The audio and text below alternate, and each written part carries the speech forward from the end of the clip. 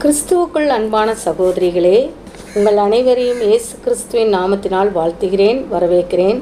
இந்த நாளில் வாழ்வு தரும் வார்த்தை என்ற பதிவில் நாவை பற்றி தொடர்ந்து தியானித்து கொண்டிருக்கிறோம். இங்கு சங்கீதம் 73 அதிகாரம் 9 பார்ப்போம் என்றால், தங்கள் வாய் வானம் மட்டும் எட்ட பேசுகிறார்கள், அவர்கள் நாவு பூமி எங்கும் உலாவுகிறது என்று வேதத்தில் வாசிக்கிறோம். தங்கள் வாய் வானம் மட்டும் எட்ட பேசுகிறார்கள், அவர்கள் நாவு பூமி எங்கும் உலாவுகிறது என்று பார்க்கிறோம். கிறிஸ்துவுக்குள் அன்பான சகோதரிகளே, இந்த வசனத்தை நான் தியானிக்கும் போது அழுது கொண்டே தியானித்து எழுதினேன். இந்த நாவை பற்றி நான் தியானிக்கும் போது 1 மாதம் முன்பு தியானித்து எழுதினேன். கொஞ்சமும் பயமில்லாமல் இந்த நாவு பேசுகிறது. இந்த நாவு கொஞ்சமும் யாரையும் மதிக்காமல் பேசுகிறது. இந்த நாவு எலும்பில்லாத காரணத்தினால் மேலேயும் கீழேயும் சுழட்டி சுழட்டி பேசக்கூடியது. இந்த நாவு சரீரம் முழுவதையும் பாதிக்கக்கூடியது. இந்த நாவு பேசுகிற வார்த்தைகள் ஒவ்வொன்றும் ஈட்டி போல ஒவ்வொருவர் உள்ளத்தையும் பாதிக்கக்கூடியதாக இருக்கிறது. எல்லார் உள்ளத்தையும் காயப்படுத்துகிறது. இந்த நாவை பற்றி நாம் தியானிக்கும் போது என் வாய் கட்டப்பட்டது, என் தொண்டை அடைக்கப்பட்டது.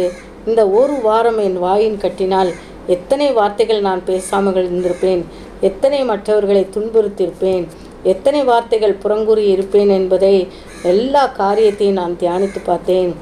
ஏதோ ஒரு நன்மையினால் என் நாவை கட்டியிருக்கிறார் என்று கர்த்தருக்கு நன்றி செலுத்துகிறேன்.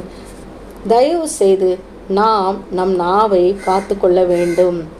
தீயினால் சுட்ட புண் உள்ளாரும் மாறாதே, நாவினால் சுட்ட வடு என்று திருக்குறளின்படி தீயினால் சுட்ட புண் புறத்தே வடு இருந்தாலும் உள்ளே ஆறிவிடும்.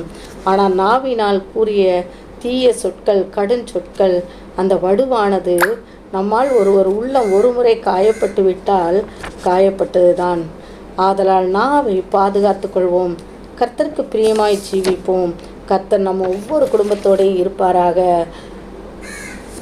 உன் நாவை பொல்லாப்புக்கும் உன் உதடுகளை கபடு வசிப்பும் விலக்கி காத்துக்கொள் என்று சங்கீதம் 34 அதிகாரம் 13 பார்ப்போம். யாக்கோப்பு 1:26 பார்த்தோம் என்றால், ஒருவன் தன் நாவை அடக்காமல் தன் இருதயத்தை வஞ்சித்து தன்னை தேவ பக்தியுள்ளவன் என்று எண்ணினால் அவனுடைய தேவ பக்தி வீணாயிருக்கும். நம்மில் ஒருவர் தான் நாவை அடக்காமல் தன் இருதயத்தை ஏமாற்றி தன்னை தேவ பக்தியுள்ளவன் என்று நினைத்தால் அவனுடைய தேவ பக்தி வீணாயிருக்கும்.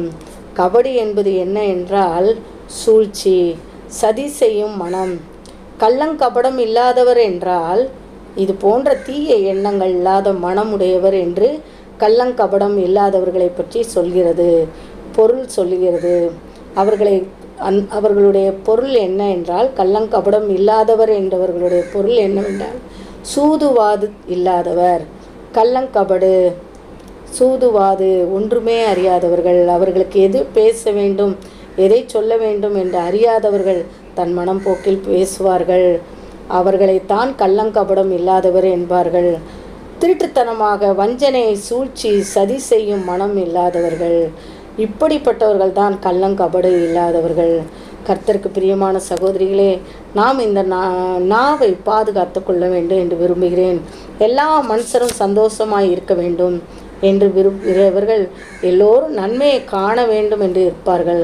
சிலர் நீடித்த நாட்கள் ஜீவிக்க வேண்டும் என்று விரும்புகிறார்கள். இதுவே மனுஷருடைய இருதயத்தின் விருப்பமாய் இருக்கிறது. நாம் பரலோக ராஜ்யத்துக்கு போகிற ஒரே வழி மாத்திரம் இருக்கிறது. அந்த வழி நம்முடைய நாவை பொல்லாப்புக்கு விலக்கி காத்து கொள்ள வேண்டும். நம்முடைய உதடுகளை கபடு வசனிப்புக்கு விலக்கி பாதுகாத்து கொள்ள வேண்டும். நம்முடைய நாவை நாம் தாம் ஆளுகை செய்ய வேண்டும். கடிவாளம் போட்டு நம்முடைய நாவை அடக்க வேண்டும். நம்முடைய பேச்சுகள் எப்போதுமே கவனமும் தெளிவாய் இருக்க வேண்டும். நாம் யாரையுமே தாறுமாறாய் பேசிவிடக்கூடாது. நம்முடைய பேச்சு தேவனுடைய நாமத்தை தூசித்து விடக்கூடாது. நம்முடைய பேச்சின் மூலமாய் பிறருக்கு நன்மை மாத்திரமே உண்டாயிருக்க வேண்டும். கிறிஸ்துவுக்குள் அன்பான சகோதர சகோதரிகளே, நம்முடைய நாவை பொல்லாப்புக்கு விலக்கி பாதுகாத்து கொள்ள வேண்டும். நமக்கு சந்தோஷம் உண்டாகும். நாம் இரு மனம் உள்ளவர்களாய் இருக்கக்கூடாது. தெளிவான பேச்சுகள் உள்ளது என்றும் இல்லாததை இல்லாது என்றும் தெளிவாக சொல்ல வேண்டும். இரு நாக்கோடு நம்ம பேசக்கூடாது. நமது உதடுகளை கேட்டு வசனிப்புக்கு விலக்கி கேட்டு கபட்டு வசனிப்புக்கு விலக்கி காத்து கொள்ள வேண்டும். அப்போதான் நம்முடைய ஜீவியத்தில் சமாதானம் உண்டாகும். சிலர் தன் நாவை டெஸ்ட் பண்ண இருப்பார்கள். நம் பேச்சினாலே நம்மை கவர் பண்ண பார்ப்பார்கள். தங்களுடைய பேச்சினாலே உண்மையை பேச வைப்பார்கள். இந்த காரியம் மற்றவர்களிடத்தில் அதிகமாக இருக்கிறது. இந்த பேச்சு வேறு மாதிரி சொல்லிவிடுவார்கள். வேறு இடத்தில் வேறு மாதிரி பேசிவிடுவார்கள். அதனால் நாம் பேசுவது ஜாக்கிரதையாக இருந்து பேச வேண்டும். மற்றவர்களுடைய உணர்வுகளை தெரிந்து கொண்டு பேச வேண்டும். மற்றவர்களின் தந்திரமான பேச்சை வைத்து நாம் பேச வேண்டும். அதனால் நம்மை வேறு மாதிரியே நினைத்து விடுவார்கள். ஆமேன். ஹல்லேலூயா. தேவனுடைய வார்த்தையை அழகாக பேசுகிற இந்த நாவு நாம் பாதுகாத்து கொள்ள வேண்டும். தேவனுடைய வார்த்தையை மட்டும் பேச வேண்டும். ஆவிக்குரிய சிந்தையுள்ளவர்களாய் ஆவிக்குரிய வார்த்தையை பேசி தேவ நாமத்தை நாம் மகிமைப்படுத்துவோமாக. ஹல்லேலூயா. கர்த்தர் நாமம் மகிமைப்படுவதாக. ஆமேன், ஆமேன், ஆமேன்.